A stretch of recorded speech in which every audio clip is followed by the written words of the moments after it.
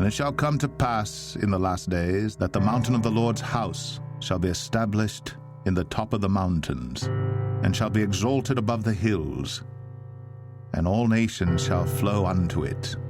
And many people shall go and say, Come ye, and let us go up to the mountain of the Lord, to the house of the God of Jacob, and he will teach us of his ways, and we will walk in his paths. For out of Zion shall go forth the law, and the word of the Lord from Jerusalem.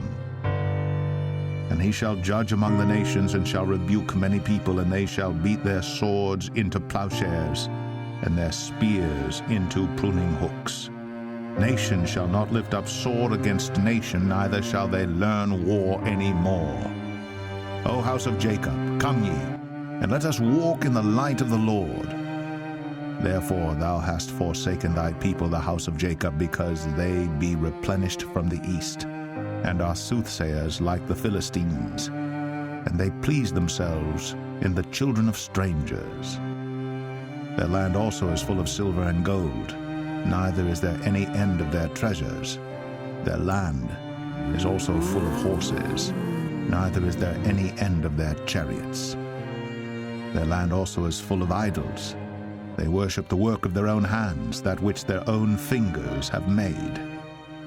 And the mean man boweth down, and the great man humbleth himself. Therefore forgive them not. Enter into the rock, and hide thee in the dust, for fear of the Lord, and for the glory of his majesty. The lofty looks of man shall be humbled, and the haughtiness of men shall be bowed down, and the Lord alone shall be exalted in that day. For the day of the Lord of hosts shall be upon every one that is proud and lofty, and upon every one that is lifted up, and he shall be brought low. And upon all the cedars of Lebanon that are high and lifted up, and upon all the oaks of Bashan, and upon all the high mountains, and upon all the hills that are lifted up, and upon every high tower, and upon every fenced wall, and upon all the ships of Tarshish, and upon all pleasant pictures. And the loftiness of man shall be bowed down, and the haughtiness of men shall be made low. And the Lord alone shall be exalted in that day. And the idols he shall utterly abolish.